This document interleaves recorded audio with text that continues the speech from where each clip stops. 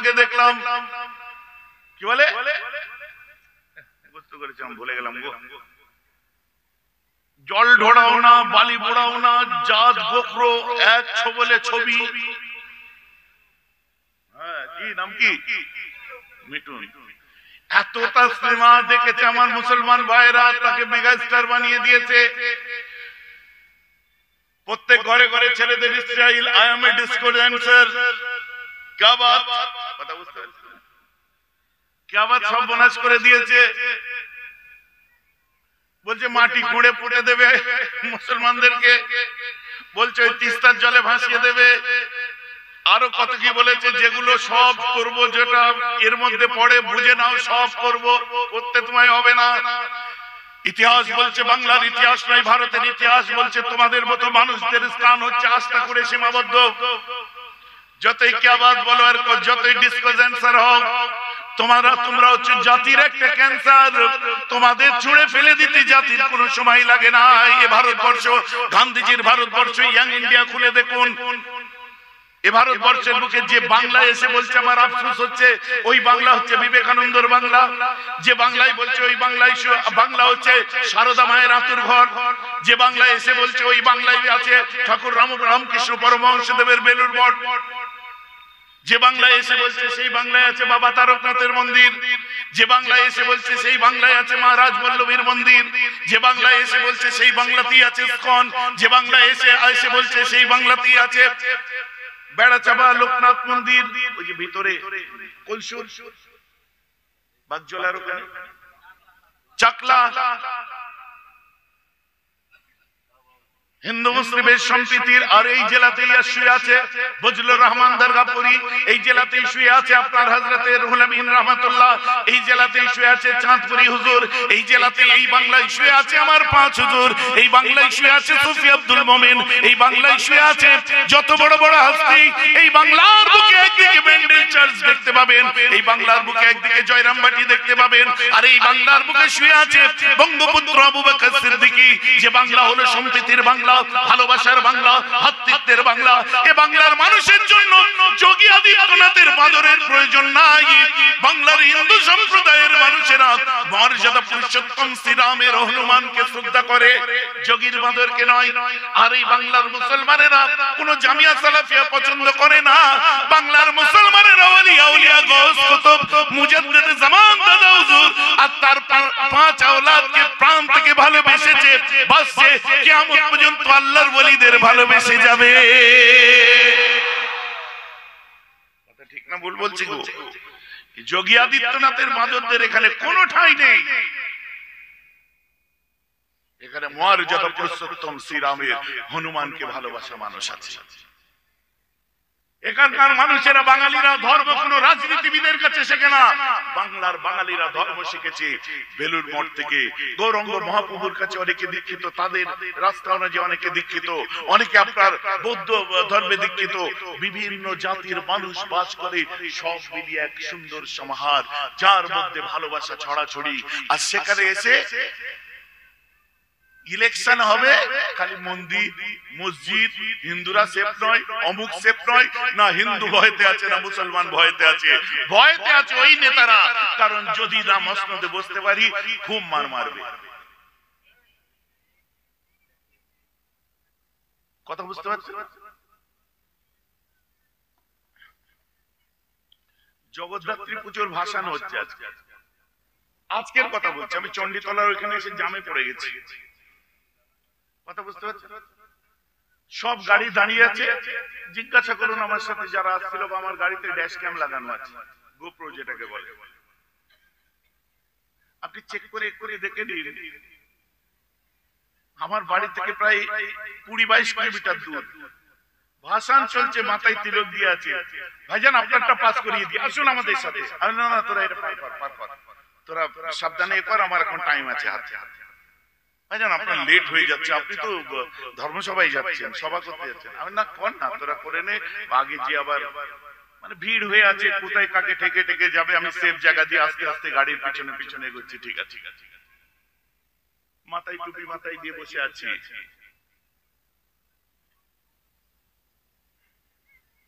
কথাটা আমার বুঝতে পারছেন কি পাচ্ছেন? চন্দননগর জগদ্ধাত্রী পুজো আপনারা নাম শুনছেন, বিখ্যাত পুজো। আমাকে দাওয়াত করতে এসেছে যে ভাইজান আপনাকে ওখানকার আমরা আপনাকে নিয়ে যেতে চাচ্ছি, আমরা সব ওদিন স্কট করব, ভেতরে তো গাড়ি ঢোকে না, আপনার গাড়িটাই ঢুকবে, আপনি আমাদের অতিথি হিসাবে আপনাকে আমরা নিয়ে যেতে চাচ্ছি। আমি বললাম তুমি বললে আমাকে খুব ভালো লাগলো, তুমি বললে আমাকে খুব ভালো লাগলো, আমি তোমার শ্রদ্ধাকে শ্রদ্ধা জানাই, তোমার ভালোবাসাকে আমি অ্যাপ্রিসিয়েট করি, কিন্তু আমি যা বিজি শিডিউলের মধ্যে দিয়ে চলি, আর আমি তুমি আমাকে নিয়ে চলো, আমি সব ধর্মকে শ্রদ্ধা করি, কিন্তু আমি আমার ধর্ম অনুযায়ী চলতে পছন্দ করি, অতএব আমি সেখানে যে করবোটা কি, আমার ফাংশন কি আছে? না ভাইজান ওখানে যে আমাদের ওখান থেকে ঘুরে আসবেন একটু, আমি ঘুরে আসবো, এটা ঠিক বলেছো, কিন্তু আমার সময় হয়ে উঠবে না, আমি যেতে পারছি না। মেনে নিয়েছে, দাওয়াত তো করেছে, কোনদিন দাওয়াত করছিল, অনেকদিন পরে ভাগ্যে শিখে ছিঁড়েছে, যাই কটা নেতা মন্ত্রীর সঙ্গে দেখা হবে, পাশে বসা হবে, সেখানে যে এমএলএ সুনাম করতে করতে একেবারে ওমর ফারুকের সাথে তুলনা করে দেওয়া হবে। না না, পয়সায় বিক্রি হওয়া পীরজাদায় নয়। আর ওই এমএলএদেরকে বলে দিই, বিচ্ছিন্ন করে তুলে গঙ্গায় ফেলে দেবে আপনাদেরকে। জাতির সঙ্গে খেলা করতে শিখিনি, পারবো না। আর এই কথা শুনলে যদি কারো রাগ হয়, তোমার বয়েই গেছে। আমার শুনতে খারাপ লাগছে, বহু ছেলে মেয়েরা ভালোবাসে, দিল থেকে ভালোবাসে, হিন্দু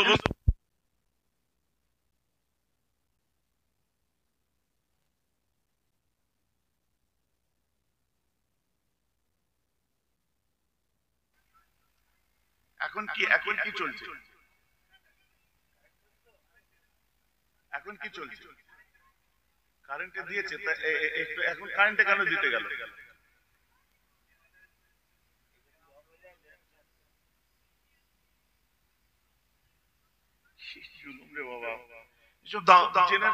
ভালো জেনারেটর নিয়ে আসেনি, আমি একটা মুডে বলছিলাম, মুডটাই তো নষ্ট হয়ে গেল।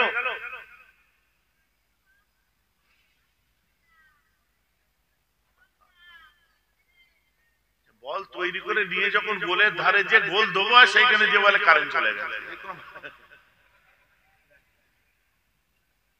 বিরক্ত লাগে সত্যি বলছি।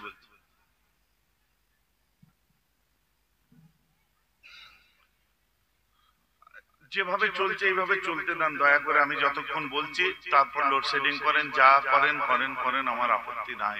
আমার কথাগুলো বুঝতে পারছেন তো আপনারা? সব ধর্মকে ভালোবাসবে, এটা আমার ধর্ম শিক্ষা দিয়েছে, কিন্তু আমার ধর্ম বলছে, যেমন হিন্দু ধর্ম বলছে স্বধর্ম নিধন শ্রেয়, যেমন মুসলিম ইসলাম ধর্ম বলছে লাকুম দীনুকুম ওয়ালিয়া দীন। সারা পৃথিবীর যত ধর্ম, সব ধর্মকে শ্রদ্ধা করে, এবং যে যার ধর্ম তার কাছে, তোমার ধর্ম তোমার কাছে এই শিক্ষা দেয়। আমরাও সেই শিক্ষায় শিক্ষিত হয়েছি, নাটক করা, ধর্ম পালন করা আমরা শিখিনি। ওই যে একটা এমপি ছিল না আপনাদের, কি নাম, তাকে বাদ দিয়ে দিয়েছে, আপনাদের এখানকারই বোধহয় ছিল, বসিরহাটে।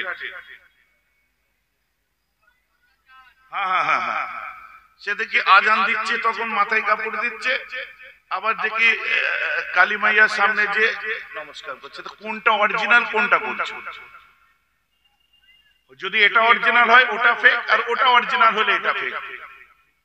তুমি যদি বলে হ্যাঁ আমি সবাইকে শ্রদ্ধা করি, গুড, আমরাও সর্বধর্মকে শ্রদ্ধা করি, কিন্তু সর্বধর্মকে শ্রদ্ধা করি তার মানে এই নয় যে আমি নাটক করব। সর্বধর্মকে শ্রদ্ধা করি, আমার ধর্ম যে গাইডলাইন দিয়েছে সেই ধর্মের গাইডলাইনের মধ্যে দিয়ে শ্রদ্ধা করি। হিন্দু ধর্ম যে গাইডলাইন দিয়েছে সেই গাইডলাইনের মধ্যে দিয়ে আমরা যে শ্রদ্ধা করি। অতএব আল্লাহ কেবল মুসলমানের নয় পাগল, আমার রাসূল কেবল মুসলমানের নয়, আমার আল্লাহ হচ্ছে জগৎবাসীর খোদা, আমার রাসূল হচ্ছে জগৎবাসীর জন্য দয়ার প্রতীক। জোরে বলুন সুবহানাল্লাহ। তো আমার রাসূল আগে শিক্ষা দিয়েছে সব ধর্মকে শ্রদ্ধা করো, আর সবাই সব ধর্মের মানুষকে ভালোবাসো। ভালোবাসি দিল থেকে, নাটক করতে পারি না। কথা বুঝতে পারছেন? পাম মারতে মারতে কোথায় তুলে দেবো আর খেয়াল নেই, যে দেবে হয়তো 1 লাখ টাকা, তার জন্য আমার ইমানটা বেঁচে দেবো।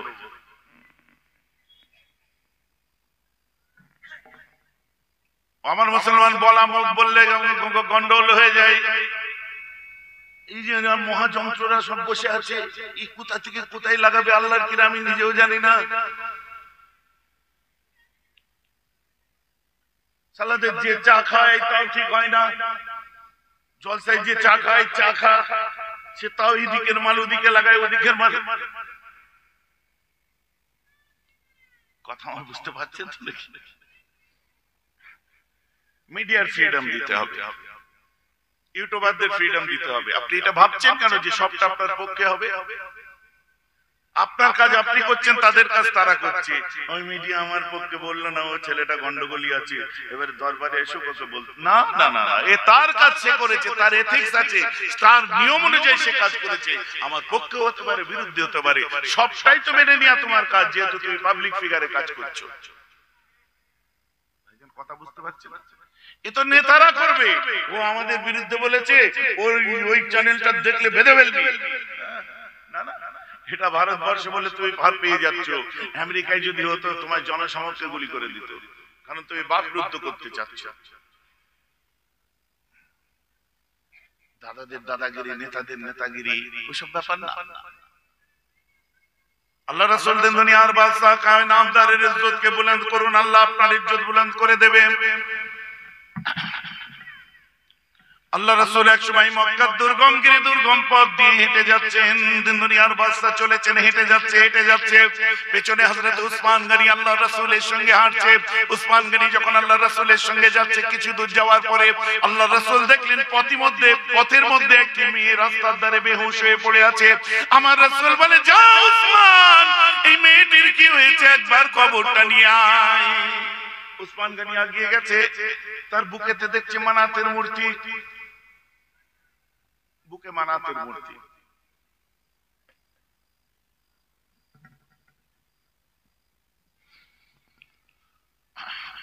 উসমান গনি দেখে আল্লাহ রাসূলকে সে বলছে, হুজুর ওর বুকে মানাত বুঝছেন তো, ওদের খোদা, লাত উজ্জা মানাত হাবল, এগুলো সব ওদের খোদা। উসমান গনি বলছে, হুজুর ওর বুকে তো মানাতের মূর্তি। আল্লাহ তোকে সৃষ্টি করেছে। জি হুজুর। উসমান গনি গেলেন মোশকে করে, আরবে পানির অভাব তো মোশকে করে পানি নিয়ে বয়ে বয়ে সব বেড়াতেন। কোথায় পেঁয়াজ লাগিয়ে গলা ভিজিয়ে দেবে, সেটা আপনারা খুব ভালো বুঝতে পারবেন।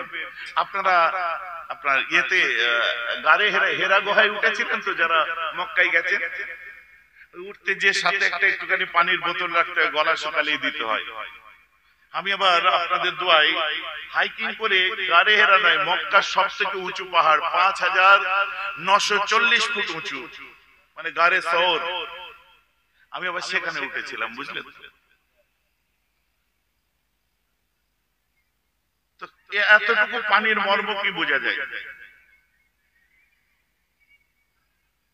মোশকে করে পানি নিয়ে যে মুখে দিয়েছে, তাকিয়ে দেখেছি। দেখার পরে উসমান গনি মাশাআল্লাহ, মাথায় পাগড়ি, মাশাআল্লাহ সুন্দর দাড়ি, দেখে তো তেলে বেগুনে সে জ্বলে গেছে, বুঝলেন?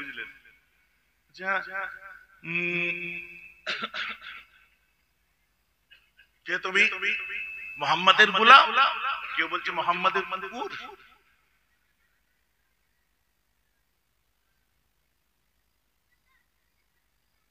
সঙ্গে সঙ্গে থুতু দিতে আরম্ভ করে। উসমান গনি বুঝছে। আল্লাহ রাসূল বলছে, উসমান চলে আয় বেটা। উসমান গনি গেছে, বিশাল ধনী মানুষ তো। উসমান গনি জাতা নয়, কুরাইশ বংশ, উসমান গনির বংশ, আর উসমান গনি হলেন কুরাইশ।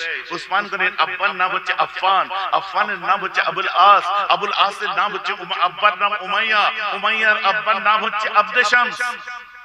কথা বুঝতে পারছেন? কুরাইশ থেকে এসেছে, আল্লাহ রাসূলের বংশ, কিন্তু উমাইয়া বংশটা নবীর ফ্যামিলিটাকে একটু টেরা নজরে দেখতো। আর উসমান গনি সেই বাড়িতে জন্মেছে, কিন্তু রাসূলের জন্য ফেদা। এত মার খেয়েছে, মেরে রৌদ্রে গাধার চামড়ায় জড়িয়ে ফেলে রাখতো, তাও আল্লাহর রাসূলকে কোনোদিন ভুলে যায়নি। সুবহানাল্লাহ বলে। উসমান গনি এসেছে। উসমান কি আমার জন্য তোকে কত কি সহ্য করতে হয় তোদেরকে, তাই না? হুজুর কোনো ব্যাপার না।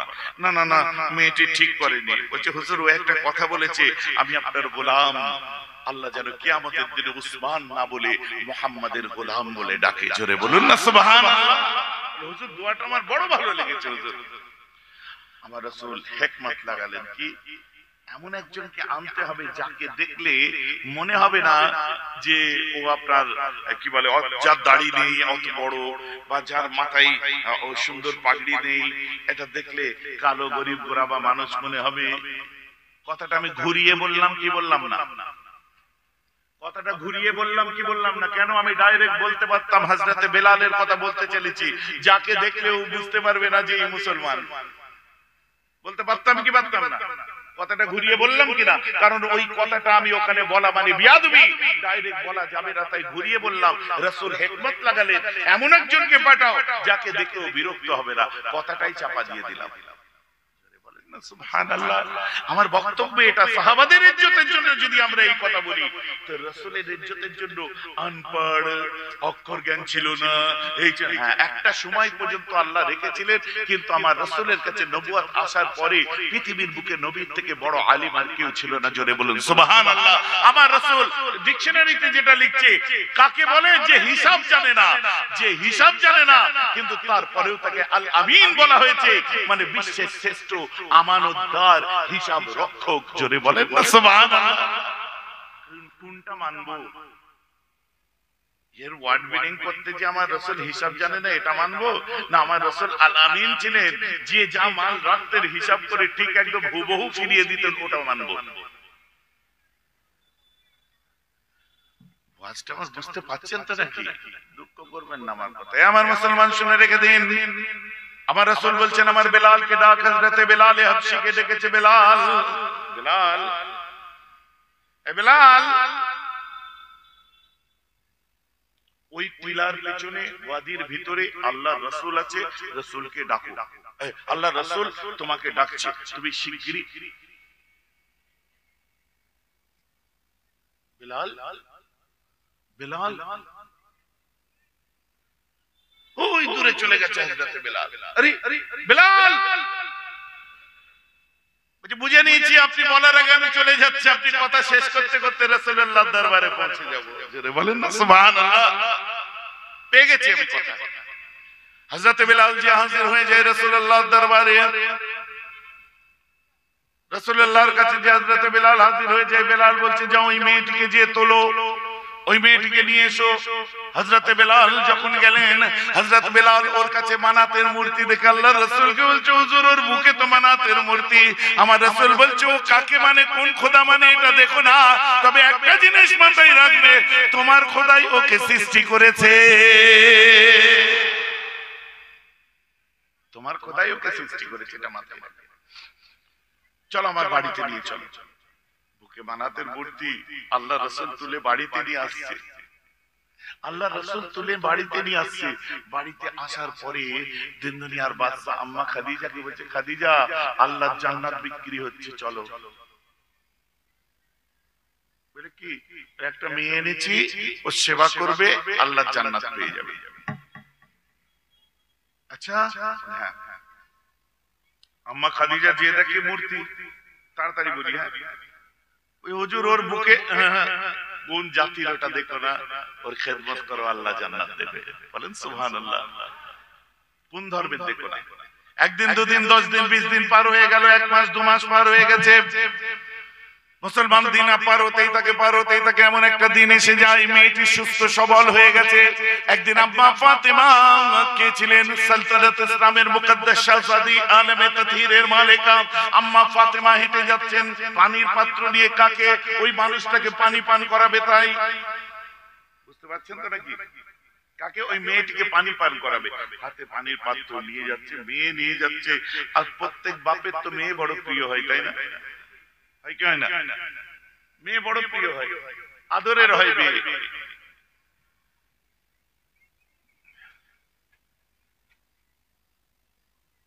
আপনাদের মেয়ে আছে তো নাকি?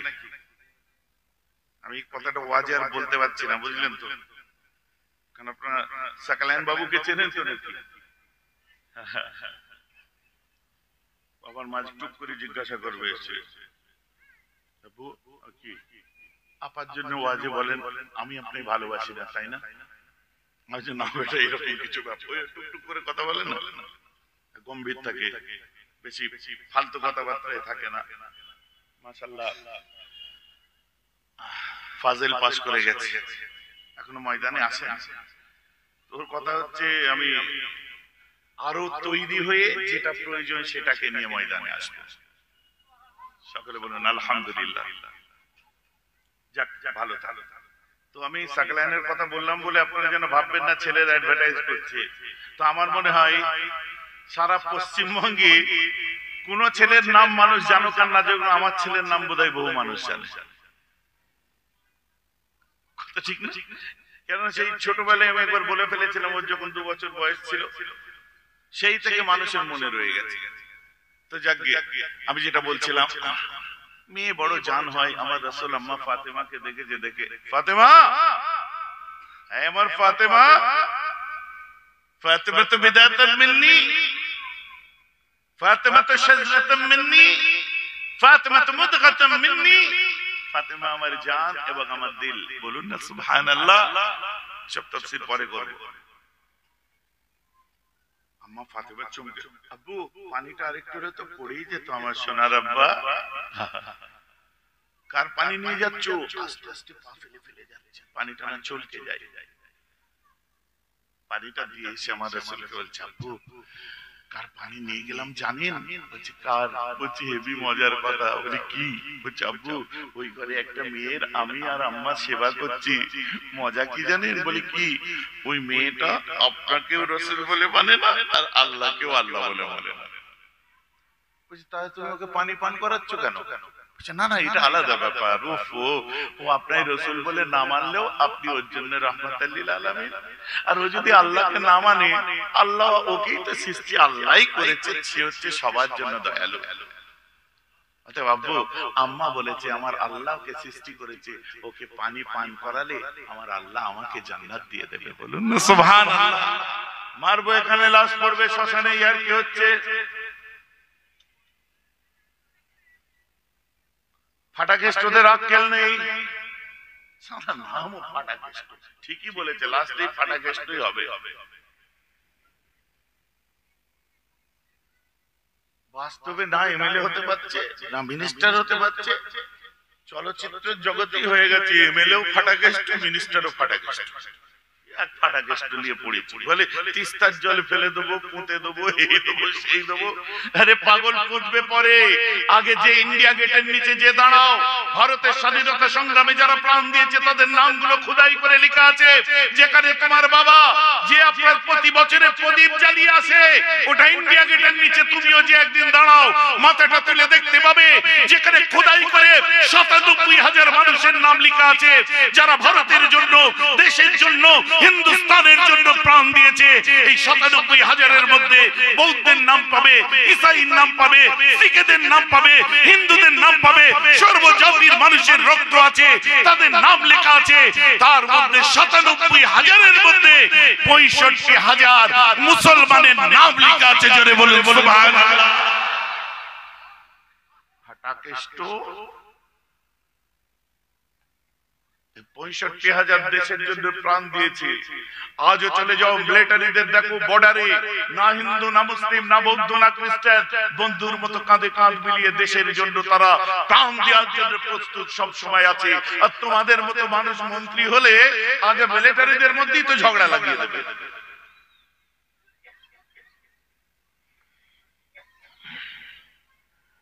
I am a disco dancer. জাতির ক্যান্সার হয়ে দাঁড়াবে কোনোদিন বুঝে উঠতে পারি। আর আমি বলছি না, অনেক এরকম হিরো আছে, তাদের আবার হুজুরদেরও প্রয়োজন হয় তাবিজের জন্য।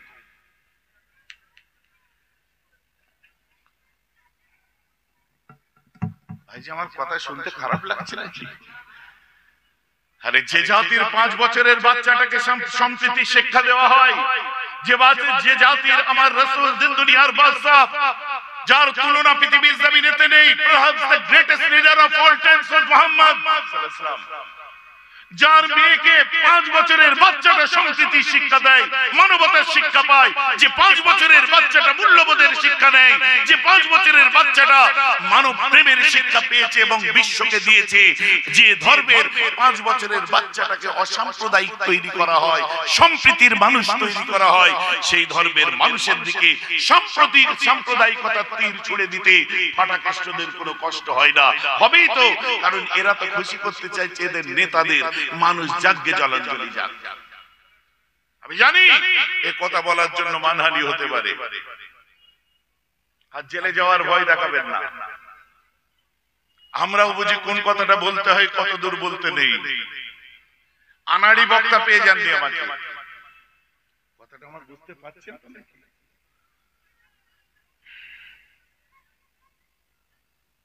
আপনি আমি জানি খারাপ লাগবে শুনতে, খারাপ লাগার কাজ কথা।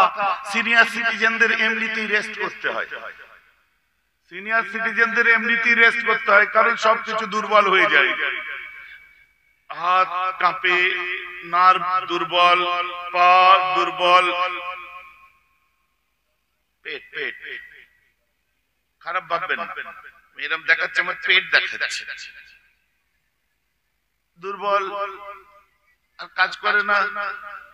তুমি আগে মেশিন সারাগে যাও, তারপর মেশিন মানে পেটের মেশিন, তখন মেশিন কমজোর হয়ে গেছে, মাথা খারাপ হয়ে গেছে, কি বলছো ঠিক করতে পারছো না। আমার মুসলমান জাতিকে তুমি যখন ভালো কথা বলতে পারবে না, খারাপটা বলো না। আমার রাসূল কি শিখিয়েছিলেন শুনুন, যখন দীর্ঘদিন খেদমত করার পরে ওই মেয়েটি ভালো অবস্থায় সুস্থ অবস্থায় এসে যখন দাঁড়িয়ে যায়, আমার রাসূল বেলাল হাবশিকে বলেছিলেন, ইয়া বেলাল ইবনে রেহাব, বেলাল তুমি এখানে আসো। বলছি হুজুর বলেন, মেয়েটি সুস্থ হয়ে গেছে, ওকে বাড়ি দিয়াই। আর বলিসনি জানো ও এতদিন আমার বাড়িতে ছিল। সুবহানাল্লাহ। আরে যার বাড়িতে ছিল মেয়েটা জানেই না কার বাড়িতে ছিল, যার বাচ্চা পানি খেয়েছে জানেই না ওটা কার বাচ্চা, যার বউ খেদমত করেছে জানেই না কার বউ খেদমত করেছে। ভাই যে আমার কথা বুঝতে পারছেন, কি সর্বনাশ কাণ্ড। মেয়েটাকে বলছে চ তোকে বাড়ি দিয়েছি, চ। বাড়ি যাওয়ার জন্য সব প্রস্তুত রেডি হয়ে গেছে, চ বাড়ি দিয়েছি। আম্মা খাদিজার চোখ ভরা পানি। সত্যি তো এতদিন ছিল একসঙ্গে, একটা মায়া পড়ে গেছে। না মুসলমান নয়, মায়া কি করতে পড়বে না। এটাই তো বলছি, নবীর ঘরের শিক্ষাটা প্রতিটি মুসলমানের হওয়া দরকার।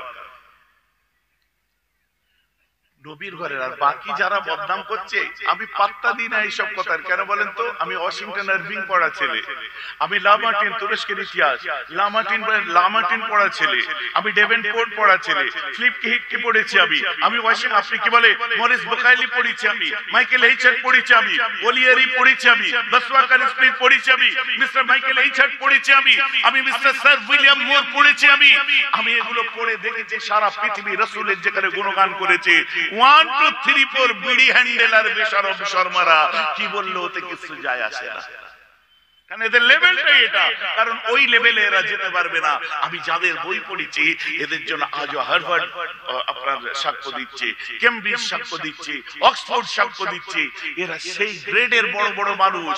আর যারা বলছে এরা কোথায়, এরা কোথাকারকে দুটো আমরা ভাতে দে। আমি মিলাই না, আমি ইমানি দায়িত্ব, আমার রাসূলের শানটা আমি বললাম, শুনে নিলেন। রাসূল বড়ি শান वाला থা। যখনই বিয়েটি চলে যাচ্ছে আমার আম্মা খাদিজার চোখে পানি।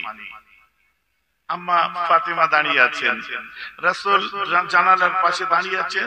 তারপরে হচ্ছে একটা আপনার বড় আড়াল মতো জায়গা আছে, তারপরে দরওয়াজা, মেন দরওয়াজা দিয়ে যখন বার হয়ে যাচ্ছে, বাঁদিকের গুচ্ছি মতো ছোট একটা জানালায় আমার রাসূল, আম্মা ফাতেমা মধ্যে, আম্মা খাদিজা দাঁড়িয়ে আছে। বার হয়ে চলে যাচ্ছে, কিছু দূর যাওয়ার মানে বেরিয়েই সঙ্গে সঙ্গে হযরত বেলালকে বলছে, তুই কি মুহাম্মাদের গোলাম নয় তো রে? হ্যাঁ, তুইও কি গাধা, ওর গোলাম ওর। বেলাল বলছে, রে খেয়ে দিয়ে তোর কি তেল জমেছে? এটা কি বলছিস? হ্যালো,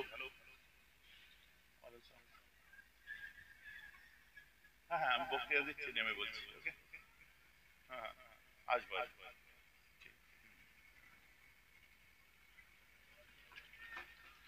ভাইজি বিরক্ত লাগছে না তো? এটা যা শুনেন।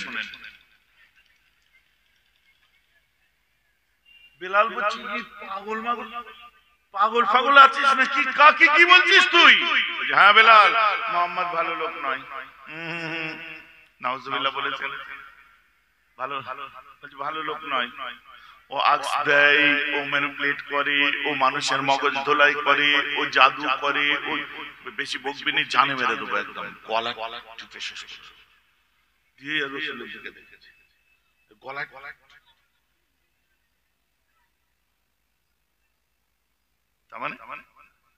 যেই গলায় হাত দিয়ে মারতে গেছে, সঙ্গে সঙ্গে রাসূল বলছে না না বেলাল, ওকে মারিস না। আমার দয়ার নবীর ভেতরটা কেঁপে উঠেছে, বেলাল মারিস না রে।